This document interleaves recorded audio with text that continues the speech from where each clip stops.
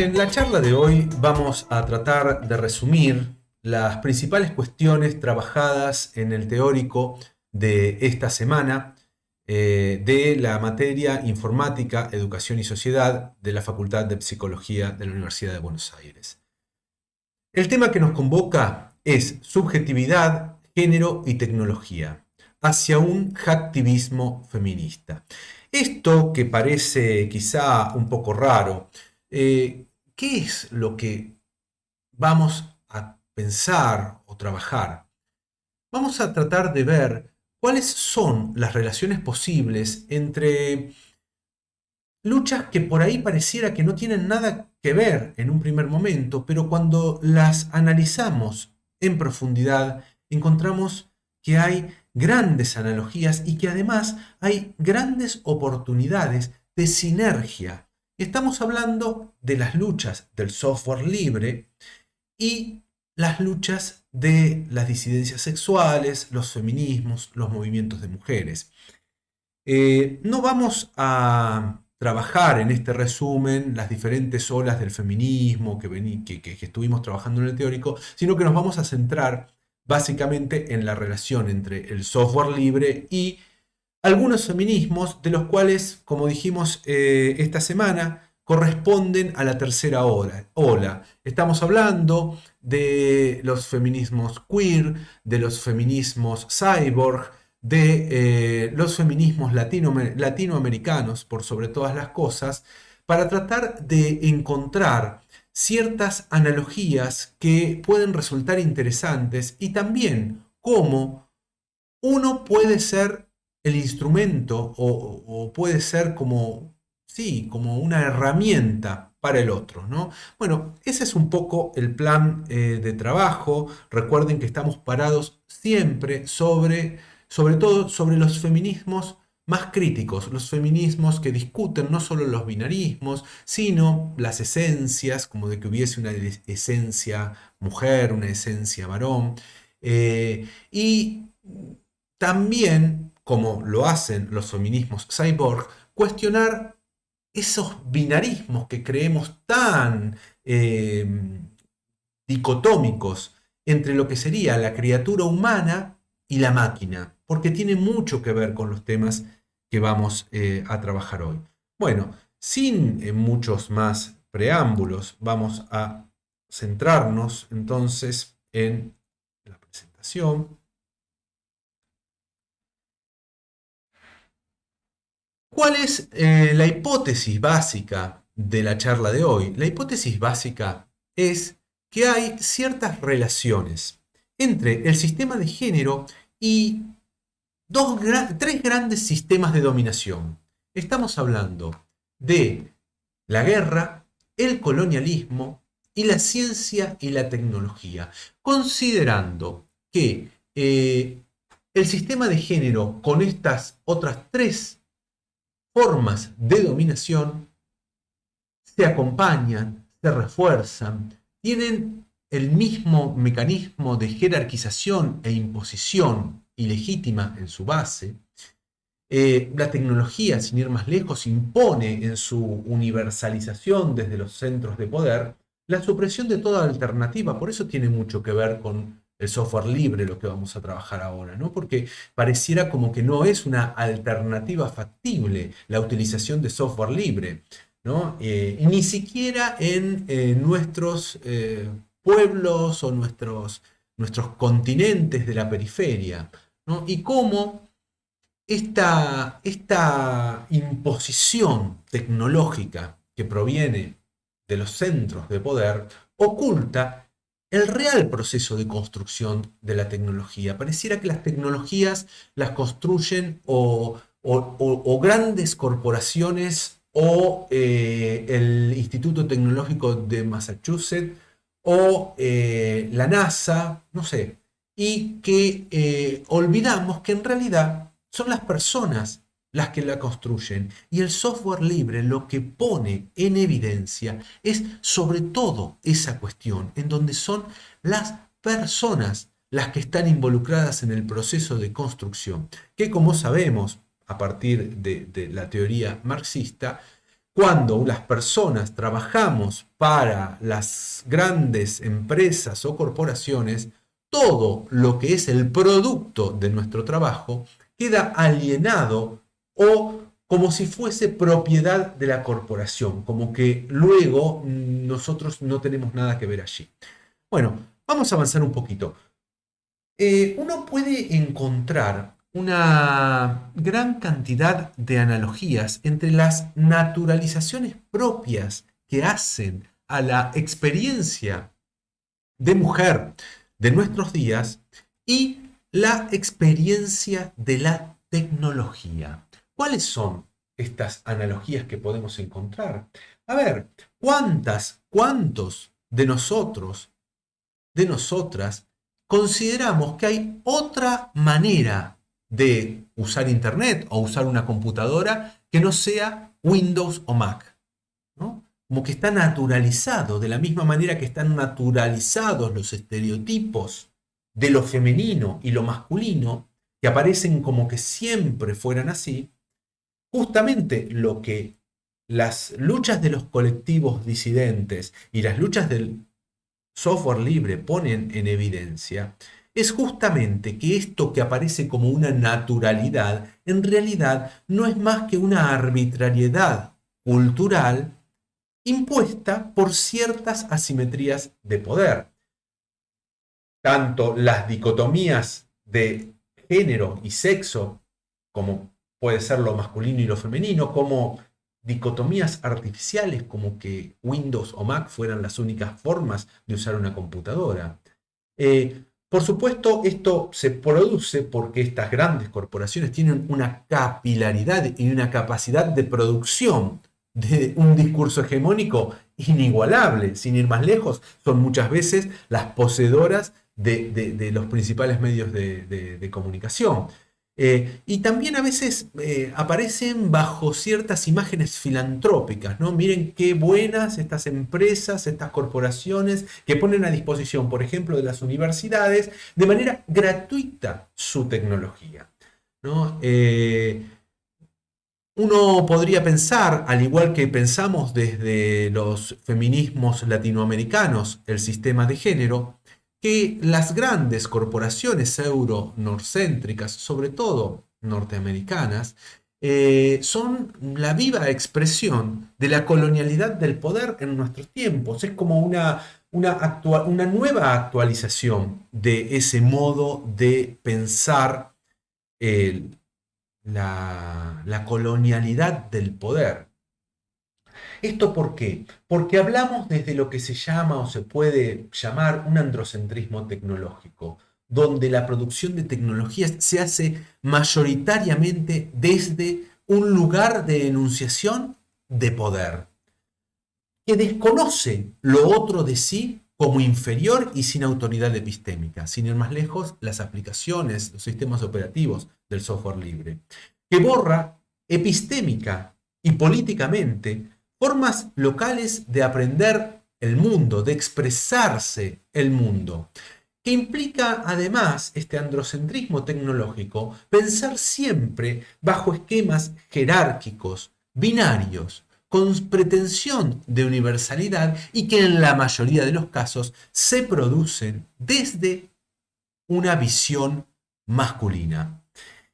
Hay un concepto muy interesante de Teresa de Lauretis, que un poco tomando las cuestiones de la biopolítica Foucaultiana, cuando Foucault, como saben ustedes, uno de sus libros más, sus últimos libros quizá más interesantes es el de las tecnologías del yo, tomando en cuenta ese título, Teresa de Lauretis nos habla de tecnologías del género.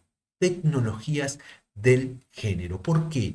Porque son tecnologías que contribuyen a la producción del género.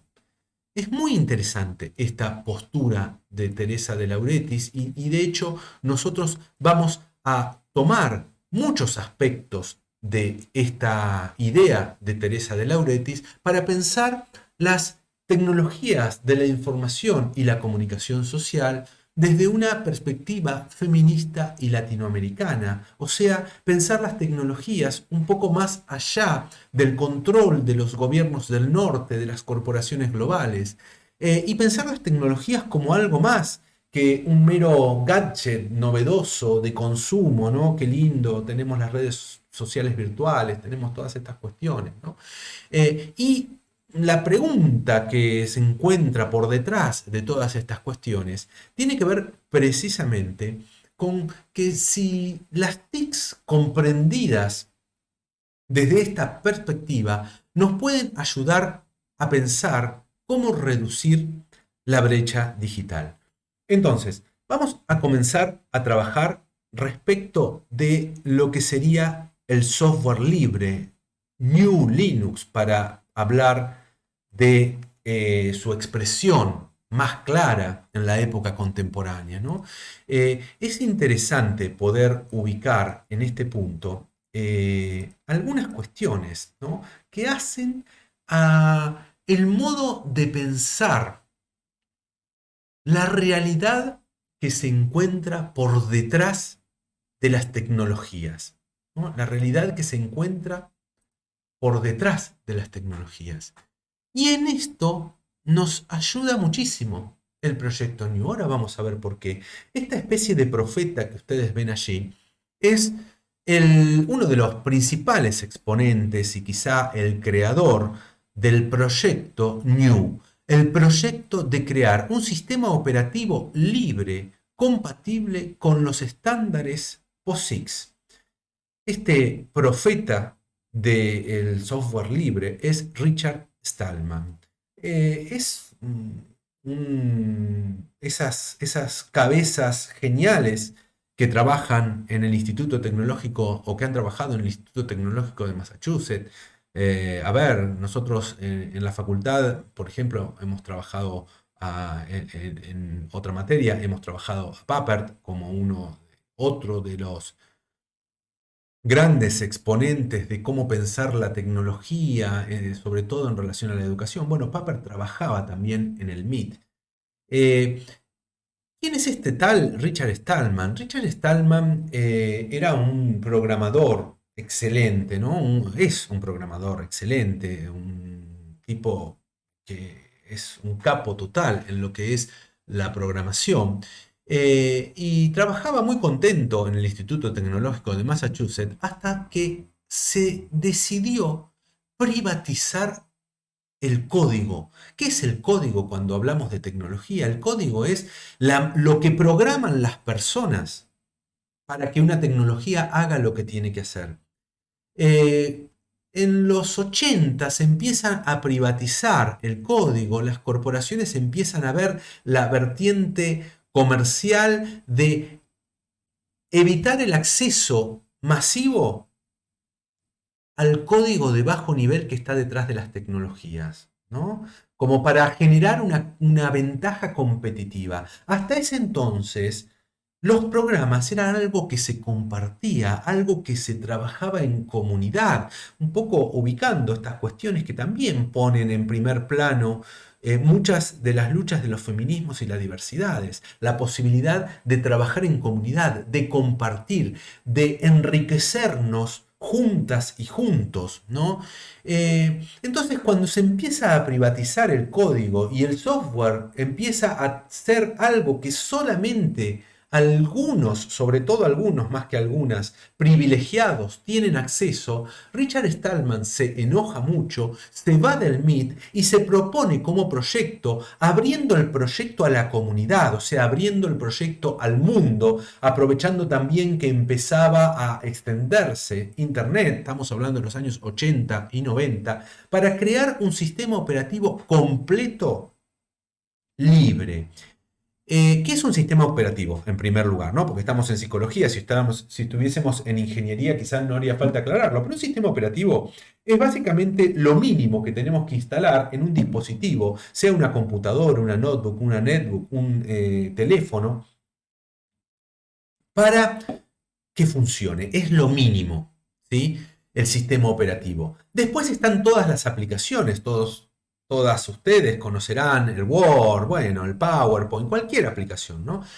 Además hay aplicaciones más sencillas, una calculadora, un editor de texto, bueno, un montón de aplicaciones. Lo que se propone Richard Stallman es empezar a desarrollar un software, un sistema operativo que incluya todo lo que hace falta para usar una computadora, pero libre. ¿Qué quiere decir que sea libre? Que sea libre quiere decir que le dé la absoluta libertad al usuario para usarlo, por algo es usuario, ¿no? Pero también compartirlo con amigos, con vecinos. Eh, Cambiarlo, ¿por qué no? Si sabe programar, ¿por qué no cambiar el software, adaptarlo a sus necesidades, ¿no? Y compartir estos cambios. Pero para esto hace falta que garanticemos que todo ese trabajo comunitario se mantiene siempre abierto, lo que se llama de código abierto. ¿Para qué? Para que cualquier persona pueda ver el código de más bajo nivel y cambiar o adaptar o ver simplemente lo bien que está escrito. Entonces, para eso, Richard Stallman acuña lo que se llama la licencia GPL, la General Public License. ¿Qué dice? Justamente que el software que se licencia bajo esta licencia nunca puede privatizarse el código. Ojo, porque hay a veces algunas confusiones, ¿no? Que esté libre y que esté abierto el código no impide que si yo quiero pueda vender ese software, ¿sí? Obviamente uno diría, ¿por qué alguien compraría algo que está disponible libremente? Y puede ser por muchísimos motivos. Puede ser porque está armado de una manera que se adapta mucho a mis necesidades y entonces con mucho menos trabajo que empezar de cero puedo tomar eso ya armado y usarlo para lo que lo necesite, sea investigación, sea una empresa, sea un negocio, un comercio, lo que sea. Y por otro lado, porque también puede venir esa compra de software con un servicio de soporte, por ejemplo, de arreglar, de resolver las dificultades que puedan aparecer. Bueno, hay montones de motivos por los cuales, o capacitaciones por los cuales se puede vender el software libre. No hay en la licencia, fíjense ustedes acá, nada dice de que el software libre deba ser gratis. No dice nada de eso, ¿sí? Porque no tiene demasiada importancia eso. Bueno, entonces, efectivamente, Richard Stallman con un montón de desarrolladores del mundo entero construyen este primer sistema operativo libre, que lo que le faltaba era un pequeño detalle, un kernel. ¿Saben qué es un kernel? El kernel es la parte más elemental del software de una computadora. Es la parte del software que es la que orquesta, digamos, todo lo que hace esa computadora, la que orquesta el acceso al disco, el acceso al micrófono, a los parlantes, al mouse, al teclado. Eso es el kernel. Richard Stallman había desarrollado un montón de aplicaciones conforme al estándar POSIX. Esas aplicaciones conformes al estándar POSIX, ¿por qué usó el estándar POSIX? Un estándar es algo de dominio público. Y lo que asegura un estándar es que todo lo que se haga conforme a ese estándar, que además es de dominio público, pueda interoperar entre sí, pueda funcionar aceitadamente entre sí. Entonces, aparece otro de los grandes protagonistas del proyecto Software Libre, que es Linus Torvald. Linus Torvald crea el kernel, un kernel que él llama Linux, ¿no? Ese kernel está también basado en los estándares POSIX. Se crea en el año 1991, cuando Richard Stallman ya tenía gran parte de las aplicaciones básicas de un sistema operativo ya construidas. Entonces, fíjense ustedes qué es lo que ocurre gracias a que se trabaja sobre estándares. Es muy interesante esto porque lo que ocurre es precisamente que todo lo que son esas aplicaciones desarrolladas por su lado, desarrolladas por Richard Stallman y sus miles de colaboradores, más los entornos gráficos. El entorno gráfico es lo que usamos para ver en la pantalla lo que hacemos con la computadora. También que estaba bastante desarrollado en el proyecto New de Richard Stallman. Lo único que le faltaba era un kernel libre.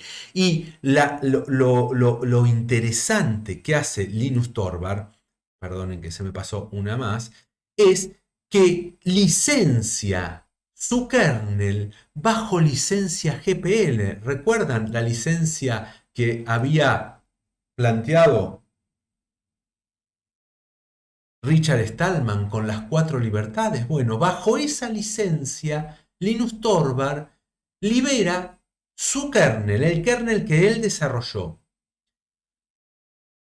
Esto lo que hizo, al estar ambas cosas basadas en el mismo estándar, es que prácticamente no hubo que tocar ni las aplicaciones ni el kernel para que las cosas funcionen aceitadamente. ¿Qué lecciones podemos sacar de esto? La principal lección que podemos sacar de esto es el modelo utilizado para el desarrollo, porque tiene mucho que ver con los modelos de interacciones que proponen las luchas de las disidencias sexuales, las luchas de mujeres. ¿Cómo es el modelo de desarrollo que propone el open source y sobre todo con una gran influencia de ciertas explicitaciones de Linus Torvald? El modelo del bazar. Quizá el bazar no sea la traducción más cercana a nuestra región. Deberíamos hablar de la feria.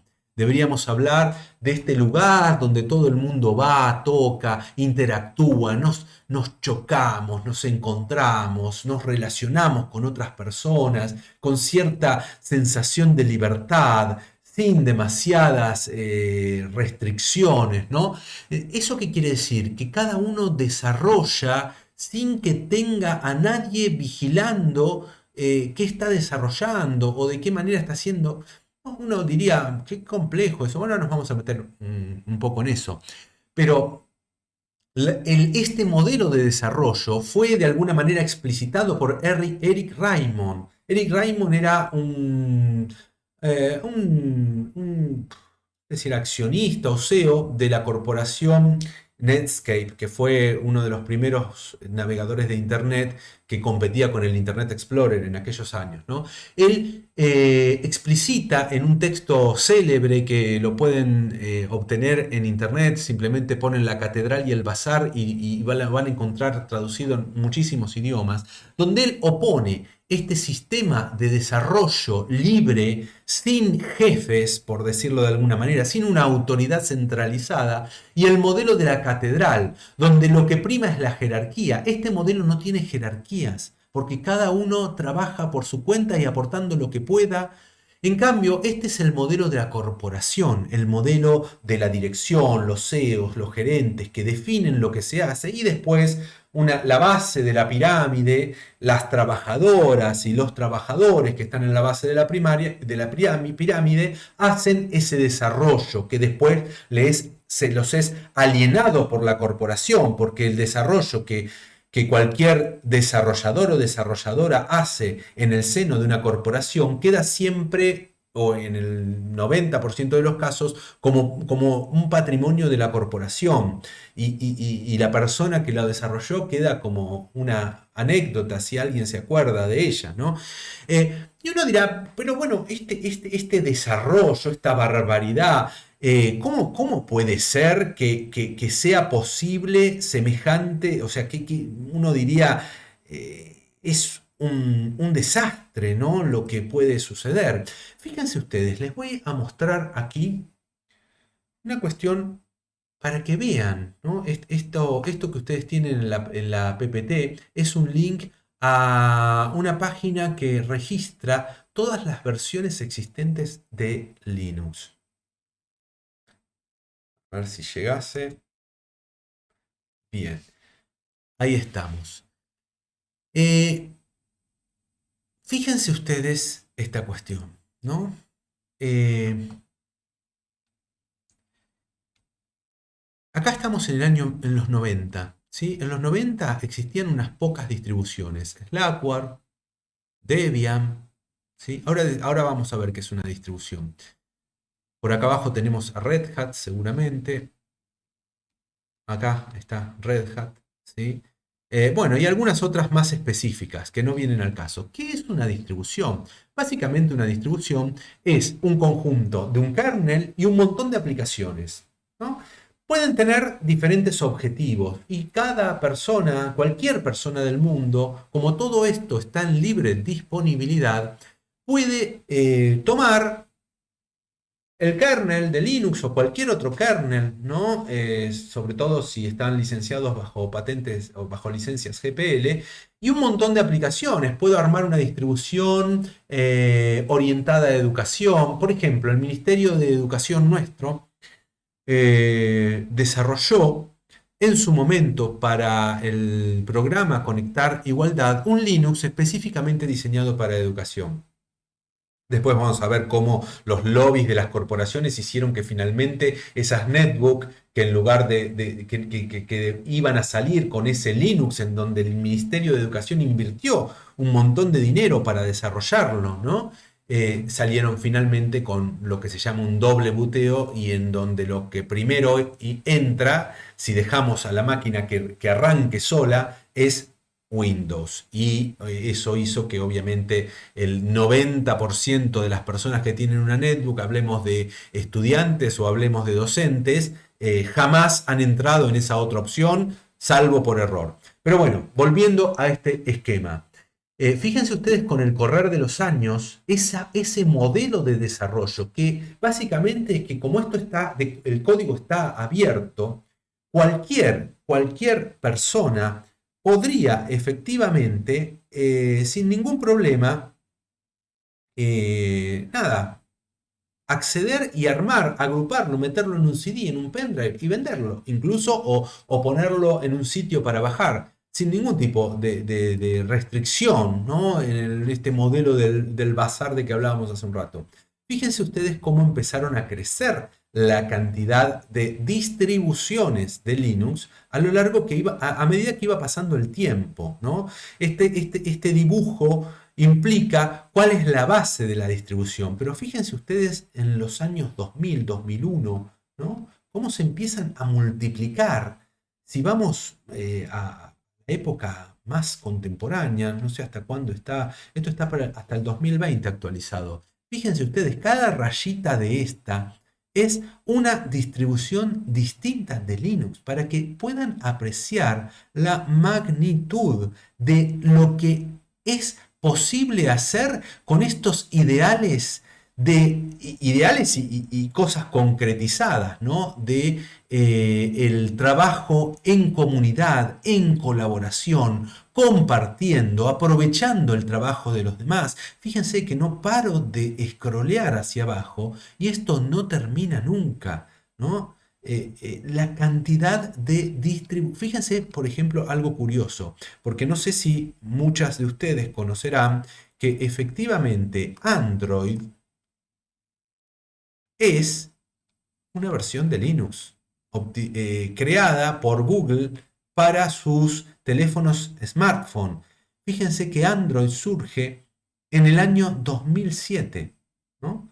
Después, bueno, tenemos algunas versiones libres. Nosotros podemos poner versiones libres en algunos de los teléfonos. Algunos teléfonos permiten, otros vienen bloqueados para que se pueda hacer eso, pero podríamos llegar a poner otras versiones de sistemas operativos y no utilizar Android dentro de esos dispositivos. Pero bueno, volviendo a los modelos de desarrollo, ¿no? Volviendo a esto que hablábamos hace un ratito. A ver si logro volver. ¿Cuál es la base de este modelo de desarrollo? La base es algo que uno lo ve muy claramente expresado en esta frase de Linus Torvald. La frase de Linus Torvald es: libere rápido y a menudo. delegue todo lo que pueda, sea abierto hasta el punto de la promiscuidad, ¿no? Si analizamos un poco por ahí con algunas orientaciones de ciertos feminismos, los feminismos queer, que profesan ciertas cuestiones respecto de lo que es el amor romántico, como lo conocemos, la fidelidad. Bueno, fíjense ustedes que en el desarrollo de software que propone Linus Torvald es libere rápido, delegue todo lo que pueda, sea abierto a la promiscuidad. ¿Cuál fue el resultado de este desarrollo? Miren, yo no encontré estadísticas más actualizadas. Estas son de 2007. En 2007 el esfuerzo estimado de desarrollo en lo que era un sistema operativo específico, no estamos hablando de todos, estamos hablando únicamente de Debian. Estas son estadísticas de Debian, no está claramente acá especificado, salvo acá en el título del link, ¿no? Pero esto, un Debian en el año 2007 estaba realizado por un esfuerzo de 881.180 personas mes, 73.431 personas años. Estas son unidades de medida de esfuerzo de desarrollo. Para que se den una idea, esto implica un tiempo de trabajo de casi 9 años, ¿sí? De casi 9 años. Y el costo estimado es aproximadamente de 5.358 millones de euros. Eso respecto de lo que era Debian, solo una de las distribuciones en el año 2007. Para que desnaturalicemos esta idea de que los que producen tecnología son las grandes corporaciones. Esto fue producido, desarrollado por las personas, fue desarrollado por mujeres, por varones, que han tomado cosas hechas por otras, por otros, y las han mejorado y las han enriquecido. Bueno, para que se den una idea, simplemente. Entonces, vamos viendo que hay ciertas relaciones entre lo que podría ser, nosotros hablábamos de hacktivismo, ¿no? Este es un neologismo que todavía no está del todo extendido, ¿no? Pero que hay ciertas relaciones entre el activismo, la ética hacker y el feminismo. La ética hacker plantea precisamente el acceso de la información y la cultura a todas las personas del mundo. Por eso el software libre está pensado, o por lo menos lo pensamos en esta charla que hoy estamos teniendo, como casi les diría la única alternativa de realmente reducir la brecha digital. Por supuesto que no estamos desconociendo que hay todavía grandes mayorías poblacionales que están como alejadas de la cuestión de Internet, de la cuestión de la informática, por supuesto. Pero a medida que va avanzando esta posibilidad, en donde la tecnología con el correr de los años va bajando de precio. La tecnología, estamos hablando sobre todo de hardware, porque la tecnología de software, desde el año 90 hasta la fecha, es gratis, gente, gratis. Cualquier persona puede tomar cualquier aplicación que esté liberado bajo estas patentes, o no son patentes, son licencias. General Public License, ¿no? Entonces, uno podría pensar sobre el lugar que tiene la accesibilidad a la información y a la cultura, de acuerdo a la ética hacker, y la accesibilidad a la riqueza, a la producción de tecnología que plantean, por ejemplo, muchos de los feminismos. ¿Podría ser esta tecnología un instrumento del activismo feminista como un modo de poder alejarnos de ese control y ese trabajo regido, esa naturalización que producen las grandes corporaciones, los grandes gobiernos del mundo? ¿Cuáles son las claves para que puedan aunarse sus esfuerzos? Ahora vamos a ver algunas de estas claves. Uno podría decir en términos feministas, se trataría de hackear el patriarcado, las corporaciones contemporáneas, por más que se estén disfrazando hoy hablando de que efectivamente muchas de ellas se toman muy en serio la paridad de género, la realidad es que el modo de pensar jerárquico, de dominación, de unos pocos que dirigen el trabajo que realizan unas muchas o unos muchos, bueno, todo eso, nada de eso se da en el software libre y justamente esas son las cuestiones que cuestiona el feminismo. Entonces, me parece que uno podría ubicar una gran cantidad de elementos en común y de interacción súper interesante entre el proyecto New y los feminismos, entre el proyecto del open source o del código abierto y los feminismos, sobre todo los feminismos más críticos, los feminismos que privilegian el trabajo comunitario, colaborativo, que cuestionan las jerarquías, ¿sí? Los feminismos de la tercera hora vimos que de lo que se trata es de cuestionar precisamente las jerarquías, ¿no? No solo la sexualización, sino también la jerarquización. Entonces, ¿cuáles podrían ser las claves en las cuales podríamos estar pensando? Bueno, vamos a ver algunas de ellas y vamos a trabajar con esto. Son los aspectos más importantes que queríamos trabajar luego de esta larguísima introducción. ¿Cuáles pueden ser las claves de pensar New de manera feminista? El acceso al código fuente acerca la tecnología informática a todas las personas del mundo, sin distinción de sexo, clase, religión. Recuerden que los feminismos de la tercera ola, y sobre todo los latinoamericanos, hablan de que el sistema de dominación de género no es puramente una dominación que esté ligada al género, a un único rasgo de opresión, sino que está siempre íntimamente ligada todo el concepto de interseccionalidad, el concepto de consustancialidad, a cuestiones de opresión de raza, de clase, de etnicidad. Bueno, el acceso al código fuente acerca la tecnología y la producción de tecnología, porque esto es fundamental. En el software libre, la producción no es patrimonio de las empresas, de los dueños de los medios de producción, como se plantearía desde las líneas más marxistas de pensar el capitalismo. No, no. La posibilidad de que cualquiera de nosotras, cualquiera de nosotros, cualquiera de nosotres pueda crear tecnología informática está asegurada en el código, en el acceso al código fuente.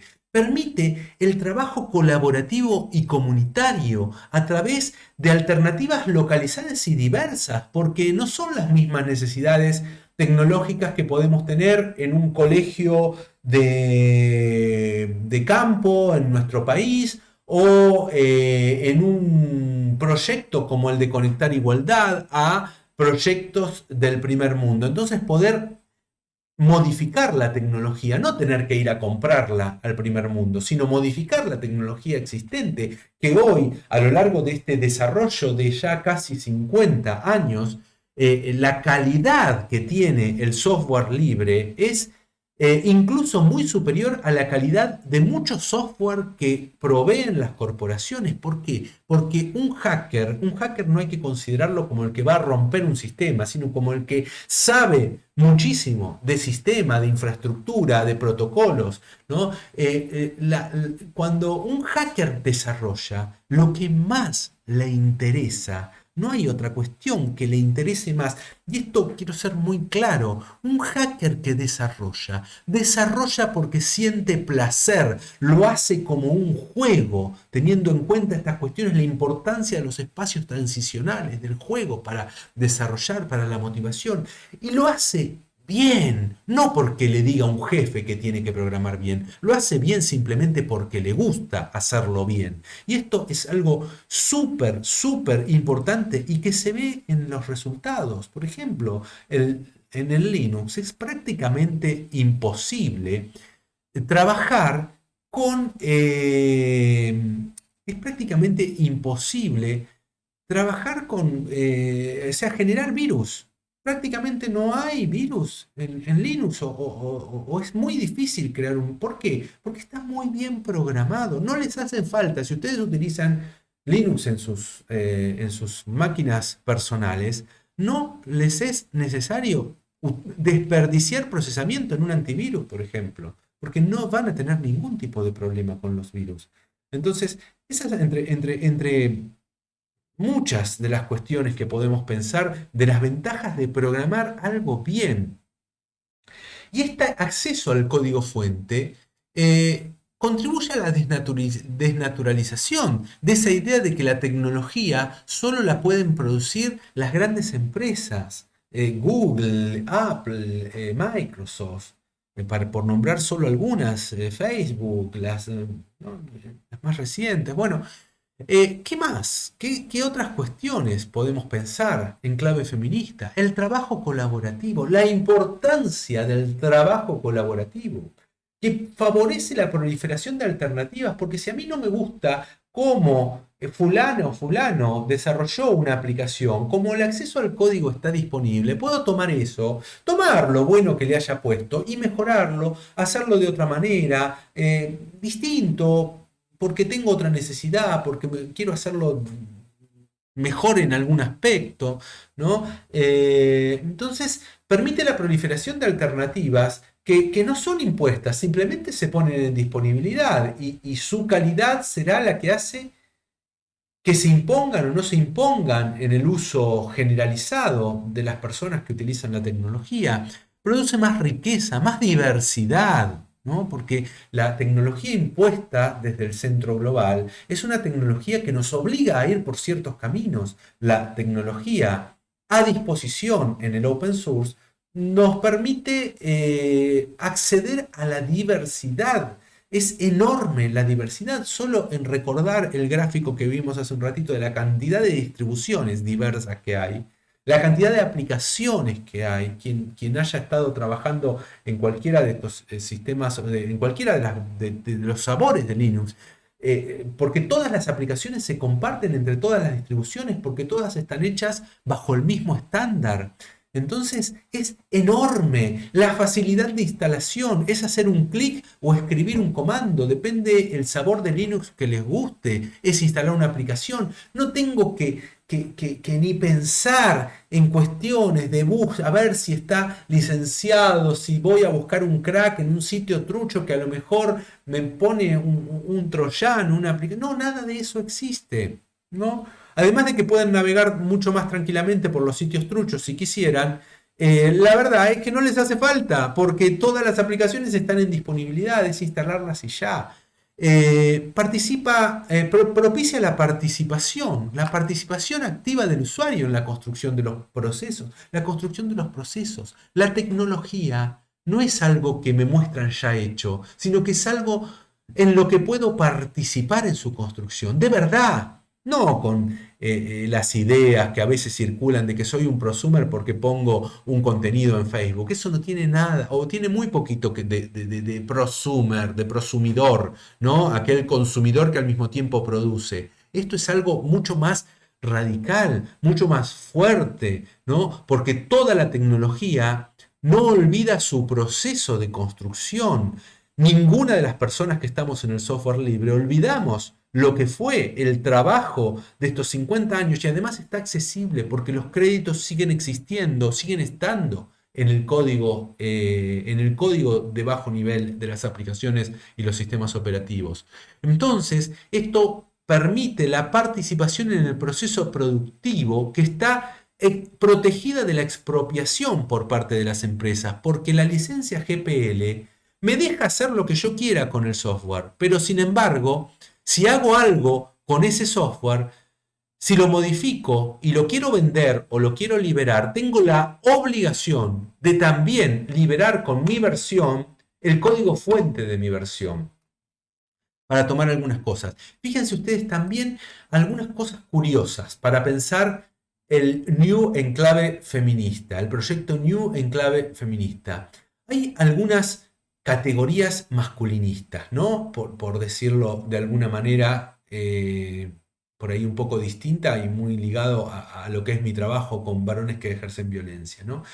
El tiempo, ¿cómo pensamos el tiempo, ¿no? El tiempo del trabajo, el tiempo de lo privado, el tiempo de lo público, ¿no? El tiempo productivo versus el tiempo del ocio. En la ética hacker no comparte dicha separación, simplemente porque lo productivo es ocio, es entretenimiento, es algo, un trabajo en el orden de lo privado, pero que se disponibiliza de manera pública para que cualquiera pueda trabajar sobre eso. Entonces, estas distinciones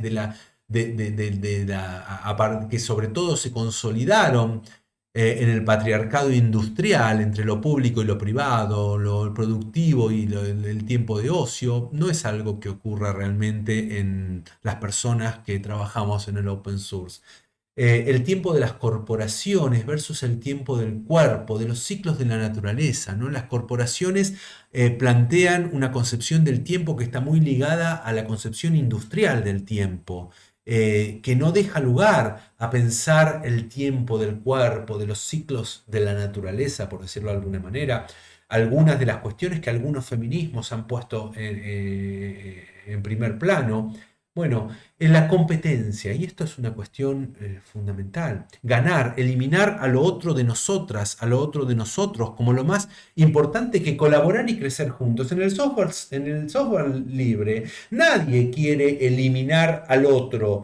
En todo caso, todos sabemos que cualquier cosa que hagamos dentro de ese proyecto contribuye al enriquecimiento de todo el ecosistema. Cuando hablamos de vivir en armonía, como muchos feminismos plantean, vivir en armonía con el mundo que nos rodea, con el ecosistema que nos rodea, en el proyecto New, esto es perfectamente posible porque nadie quiere eliminar a otro. En todo caso, si yo quiero que mi aplicación se imponga sobre otra, el único mecanismo que tengo es de hacerla lo más eficiente y útil posible, lo más flexible para que pueda ser fácilmente modificable. Bueno, pero que no tiene que ver con ganarle a la competencia, eliminar la competencia, porque acá no hay competencia, hay colaboración, hay enriquecimiento. La competencia es una categoría absolutamente patriarcal, donde de lo que se trata, sobre todo en el varón, y de aquella persona que se identifique con ese lugar del varón, es de eliminar a la otra persona, de ser más fuerte, de ser más importante, de tener más plata, de cualquiera de todas esas cuestiones. La meritocracia. La meritocracia, nadie pretende contribuir en el software libre desde el lugar de la individualidad, del mérito propio, sino que cada uno aporta desde su lugar, por más chiquito que sea, por más elemental que sea. Bueno, desde allí cualquiera aporta, ¿no? Entonces no necesita sobrepasar a nadie, no necesita hacer méritos como se hace en la corporación. Esa idea que nos metieron en la cabeza de que entonces el mérito es individual y entonces hago un trabajo en una tesis donde yo me rompo la cabeza para hacer la mejor tesis del mundo, cuando en realidad lo más rico que puede tener una tesis es que colaboren muchas más cabezas que la mía propia, ¿no? El tema de la jerarquización en el desarrollo del bazar que hablábamos hace un ratito, no hay jerarquías, no hay un jefe. Si bien hay ciertas comisiones, ¿no?, que definen cuál es el kernel oficial, eso no quita, es como una cuestión de mera organización, pero no quita que yo agarre ese kernel y abra lo que se llama mi propio branch, mi propia línea de trabajo con ese kernel, y está ahí disponible y la puedo usar, y la puedo usar con todas las demás aplicaciones igual, porque todo está construido de acuerdo a los mismos estándares. Entonces no hay jerarquías, no hay un jefe si yo quiero desarrollar una aplicación para algún lado, no tengo que, o si yo o un grupo de personas deseamos desarrollar una aplicación cambiándole la pantalla, los menús, haciendo las cosas distinto, qué sé yo, simplemente lo hacemos, porque no hay ningún jefe que va a venir a decir no o sí respecto de lo que hacemos. Eso es el desarrollo del bazar. Y esto nos pone frente a otra cuestión muy importante, y es las relaciones entre la centralización y descentralización. Fíjense ustedes que la Internet misma, en la concepción de Tim Berners-Lee, que fue el genio que creó el lenguaje HTML, que me permite pensar en los hipervínculos, él se había imaginado una Internet completamente distinta a la que hoy existe. Él jamás se hubiese imaginado que la Internet podía tomar el modo bizarro que tiene en nuestros días, donde hay dos empresas, Facebook, Instagram, Microsoft, Google, Apple, tres o cuatro empresas que concentran Amazon, ¿no? Amazon con lo que son sus sistemas de web services, que concentran toda la información acumulada en Internet. Nunca fue pensado de esa manera Internet, porque fue pensada de manera descentralizada, ¿no? Fue pensado que cada uno de nosotros, cada une de nosotros, pudiésemos tener nuestro sitio web en nuestra casa o en una empresa que me ofrece el servicio de hosting o en cualquier lado, no importa. Pero que yo que pudiese tener cualquier mi sitio web y que mi sitio web pudiese ser enlazado desde sitios web de otras personas o que nuestro sitio web dentro de un grupo de investigación pudiese ser conectado con otro. No, esa fue la idea original, ¿no? Hoy Tim Berners-Lee está completamente decepcionado con eso, ¿no? Con esta centralización que ha adoptado Internet. De hecho, ha creado un proyecto que todavía, digamos, está incipiente, a pesar de que tiene un par de años, que se llama el Proyecto Solid, del cual seguramente muy pocos de ustedes habrán podido escuchar, ¿no? Que habla de una red Internet completamente descentralizada y en donde, lo más importante, las personas que disponibilizan públicamente sus datos, su información, sigan siendo las dueñas de esa información para poder llevárselas a cualquier lado y que eso no cambie en nada toda la articulación que pueda armarse de hipervínculos en la web, ¿no? Hoy cuando nosotros subimos un contenido a Instagram, a TikTok o a Facebook o a Twitter, lo que estamos dando por sentado es que ese contenido perdemos total propiedad intelectual sobre esos contenidos porque pasan a ser del patrimonio de, por ejemplo, subimos un video a YouTube, esta misma clase que está en YouTube, a partir de que la subo en YouTube, yo ya no puedo hacer mucho más que borrarla, pero además YouTube podría usarla aunque yo no quiera, porque cuando doy el ok en las condiciones en el agreement, en el acuerdo de servicio, estoy diciendo que si uso YouTube, cualquier cosa que suba ahí va a ser patrimonio de YouTube. Entonces, ¿no? Tenemos cuatro empresas que concentran y que son las dueñas de la información del mundo, ¿no? Eh, las redes virtuales hoy, a pesar de las idealizaciones en las que a veces caemos, eh, crearon lo imposible para un Vygotsky, para un Cole, ¿no? Interacciones sociales que no producen nada, por ejemplo los likes. ¿Los likes qué producen? Los likes lo único que producen es que los algoritmos de las redes virtuales sepan qué cosas me gustan para ver qué me pueden vender mejor, ¿sí? Entonces, a ver, ¿cuánta producción de conocimiento implican los likes? Implica un comentario, qué lindo, ¿no? ¿Cuánto, no? A ver, uno podría hacer un uso por un poco más interesante del comentario, sí, pero fíjense ustedes que donde ya paso de 4 o 5 líneas en un comentario, ya aparece leer más, no es algo que importe realmente construir algo, lo que importa es ver cuánta gente comentó o cuánta gente puso like, ¿no? Subimos un contenido y al ratito estamos mirando a ver cuánta gente me puso like. O sea, ¿cuál es la construcción de esa, la reflexión, uno debería preguntarse si eso realmente nos hace prosumidores o nos hace simplemente utilizar de manera rutinaria, de modo imitativo, los instrumentos tecnológicos para hacer nada en esas interacciones, ¿no?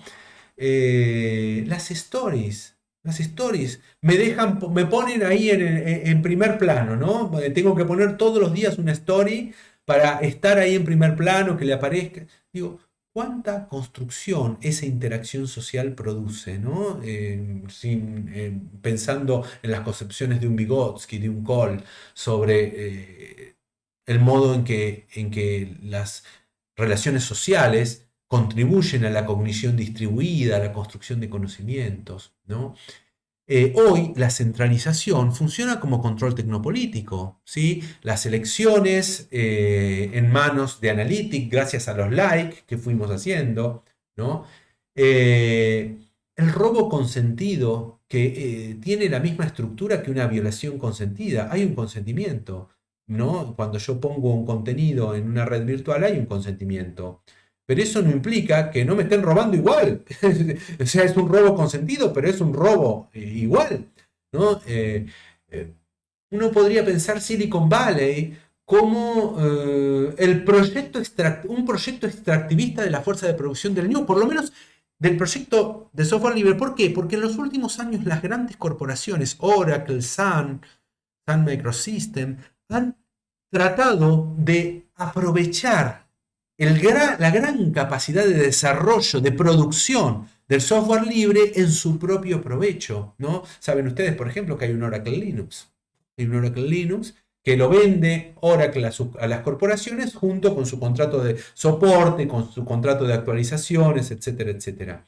Entonces, uno podría pensar esto como un proyecto extractivista, extraer las cosas de la tierra para el propio provecho de las corporaciones, algo que muchos feminismos han puesto en primer plano, sobre todo los feminismos latinoamericanos.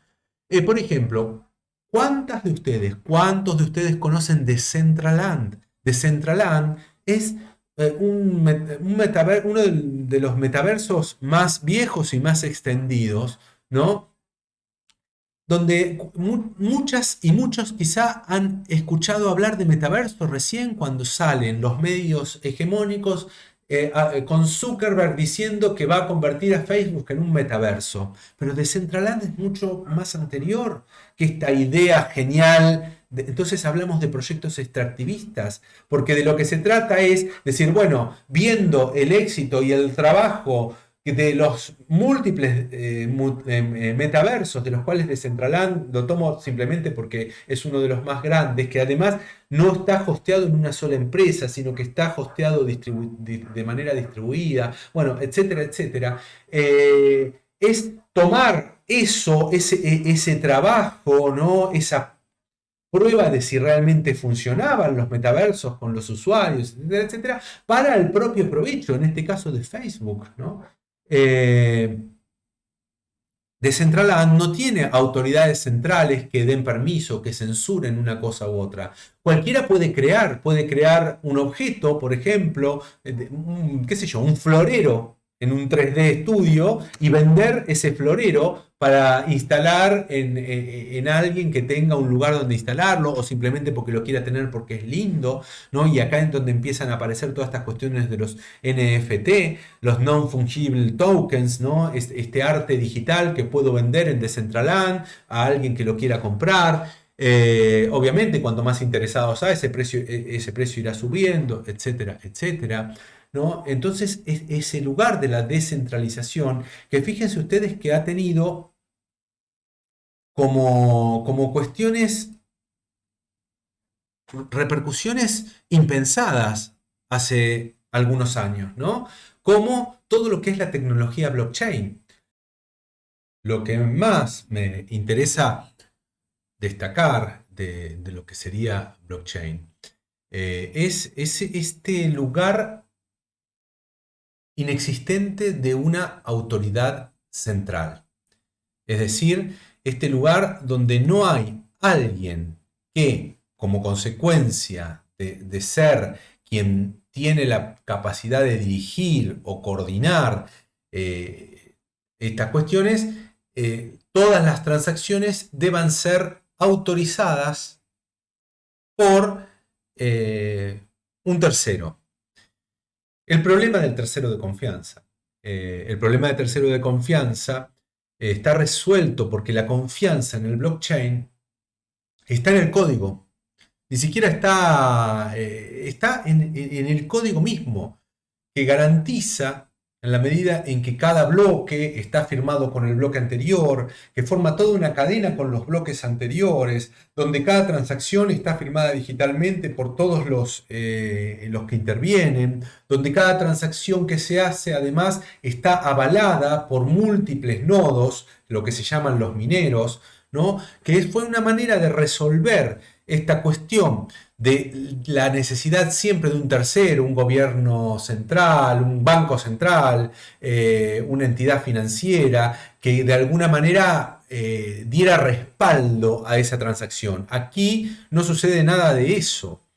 Entonces, lo interesante es este modo en que se cristaliza este paradigma de posguerra, de los sistemas que se autoorganizan, que se autoconsolidan y que a medida que va pasando el tiempo se hacen cada vez más estables. Saben ustedes, en blockchain, por ejemplo, o en cualquier proyecto de criptomonedas, cuanto más transacciones tenga, más difícil se hace la posibilidad de introducir alguna transacción errónea, alguna transacción incorrecta o malintencionada, ¿no?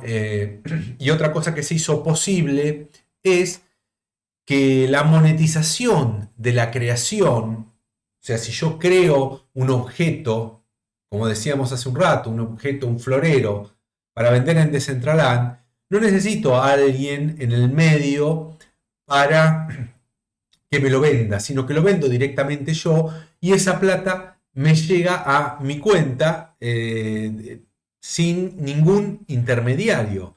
Y la otra cuestión muy interesante es esta identidad anónima que implican las firmas digitales. ¿Por qué es una identidad anónima? Porque es una identidad digital, puramente digital, algo que no se había podido hasta el momento crear, puramente digital, en donde no interviene ningún tercero para avalarla y al mismo tiempo no tiene ninguna relación directa con una identidad física. Es simplemente una identidad digital. Esto es lo que hizo posible lo que algunos consideran la única forma verdadera o decir de Web 3, ¿no? Porque también se ha considerado en algún momento la Web 3 como la web semántica. Acá la Web 3 está pensada como esta posibilidad de las identidades 100% digitales, de la economía de los creadores, de un ecosistema que está completamente autorregulado, que no requiere una entidad central.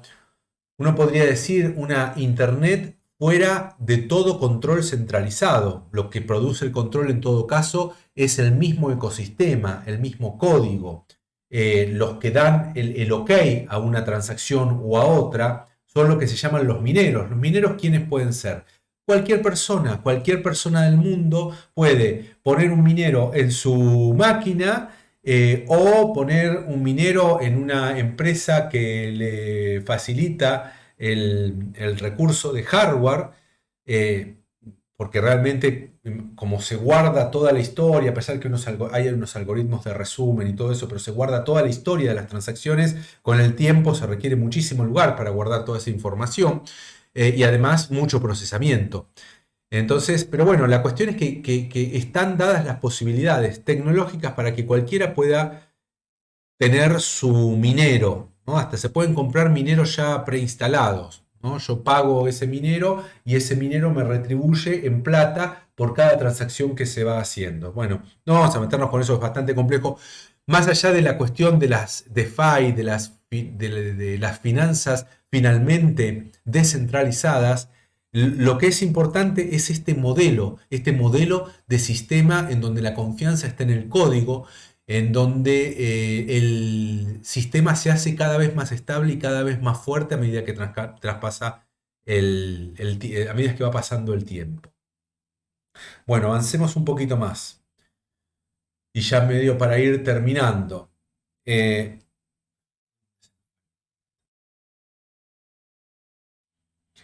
Algunas categorías más de la tecnología. Vamos a ubicar algunas ideas engañosas. Por ejemplo, la universalización de Windows, de lo que venimos hablando hace un rato, que se plantea como algo universal, natural, que siempre fue de la misma manera, que no hay otra manera de que sea, cuando en realidad hay un montón de alternativas de poder ser, pero esa alternativa naturalizada, al igual que toda violencia simbólica, es el resultado de una imposición desde los centros de poder, de una imposición resultado de asimetrías de poder. Fíjense esta idea de que a veces se ha retomado en lo que se llama la ludificación, esta idea de poner, por ejemplo, en educación o en las corporaciones, el premio como motivación.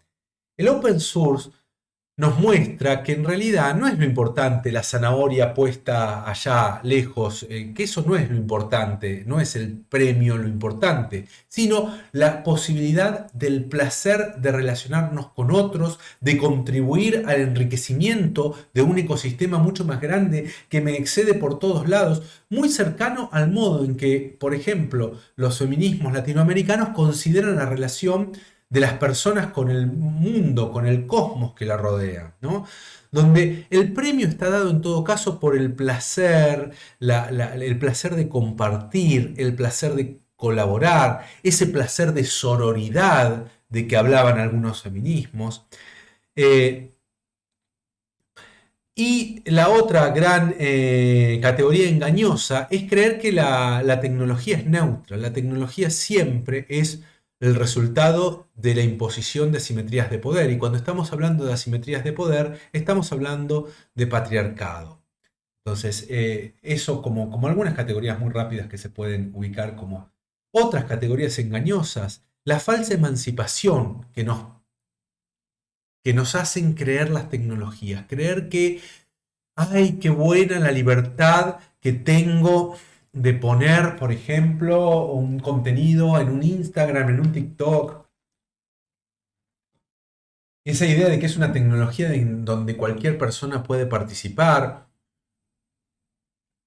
perdón, no es una tecnología en donde cualquier persona puede participar, una tecnología de código cerrado, porque yo no sé lo que está haciendo detrás la tecnología ni aunque lo quiera.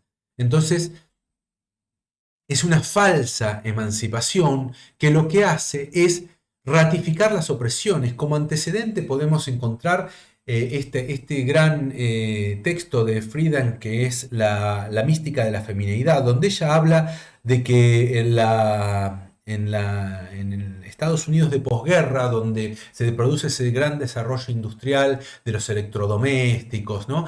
La mujer tenía todo para realizar su femineidad. Tenía una cocina excelente, un lavarropas, un lavavajillas, una aspiradora, qué sé yo. Y resulta que había como una gran epidemia de este mal que no tiene nombre, donde ellas se sentían vacías, como sin nada, con una depresión muy grande. Bueno, también allí surgen los antidepresivos, ¿no? O sea que, ojo, casualidad, no sé si saben que el Xanax es un antidepresivo construido por Pfizer, de las cuales uno de los principales accionistas es Bill Gates. Si uno empieza a poner relaciones, en Pfizer está la píldora también, una de las píldoras, Norinil, creo que algo así, el Viagra, ¿no? ¿Cómo esta tecnología farmacológica va orientando y condicionando e imponiéndose en nuestra vida? Lo mismo sucede con la tecnología informática. Eh, bueno, no voy a avanzar más en esta cuestión. Bueno, lo que hablamos hace un ratito, esa idea de falso prosumidor, yo llamaría la idea de falso prosumidor, la ilusión de que yo estoy produciendo algo porque puse una fotito mía en una story de Instagram. ¿Qué estoy produciendo? No estoy produciendo nada.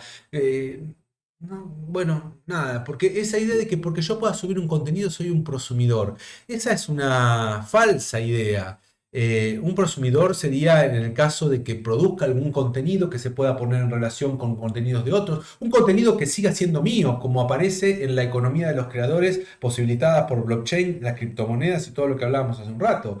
Porque que yo ponga un contenido en Facebook hace que automáticamente ese contenido sea propiedad de Facebook. Entonces dejo de ser yo el prosumidor para que ese contenido sea utilizado únicamente como para ratificar mi lugar como consumidor.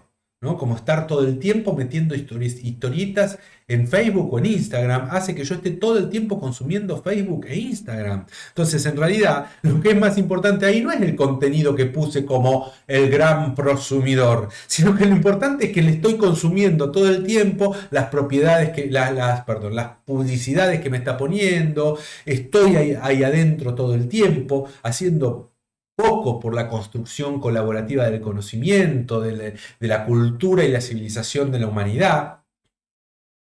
Bueno, esas algunas cuestiones. Y sobre todo lo que podemos ubicar como que nos enseña tanto el software libre como las luchas de los colectivos de las disidencias sexuales y algunos colectivos feministas, ¿no? La poca importancia que tiene allí la meritocracia, porque lo que tiene más importancia es ese ecosistema que armamos con los demás seres del mundo y con todo nuestro contexto, en donde lo más importante o interesante es cuánto puedo enriquecer a la comunidad, cuánto puedo enriquecer en relación con los demás y cuánto me puedo enriquecer de los demás, ¿no? No podría decir que el desarrollo de software libre es análogo a la estructura del carácter colaborativo y distribuido de la cognición, de las que nos hablan autores como Salomon, Pea, Perkins, Cole. Perdón. Entonces, la comunidad y la colaboración han sido méritos históricos de las luchas de las disidencias y están potenciados, posibilitados por el código abierto. Entonces, no se trata de la competencia para aplastar el adversario, esta cuestión tan masculinista, ¿no? Aunque hablemos de deportes en equipo, lo que importa es aplastar al otro equipo, en lugar de enriquecerme en el juego con el otro equipo. Lo más importante es estar por encima. Esta idea masculinista de que siempre hay que ser el mejor, que hay que ser mejor que el otro. No, que hay que ser todo lo que uno puede hacer para que se enriquezca el todo que nos rodea, más que cada una o cada uno de nosotros. Bueno, no quiero extenderme mucho más con estas cuestiones. Simplemente espero que les haya servido pensar un poquito estas cuestiones que hacen a las relaciones, a las analogías, a los isomorfismos entre lo que serían las luchas del software libre, las luchas de mujeres, las luchas de las disidencias. Bueno, nos vemos, por supuesto, intercambiamos, nos vemos, es una manera, ¿no? Intercambiamos consultas, comentarios en los foros de la materia. Así que, bueno, muchas gracias y seguimos en contacto a través de el campo.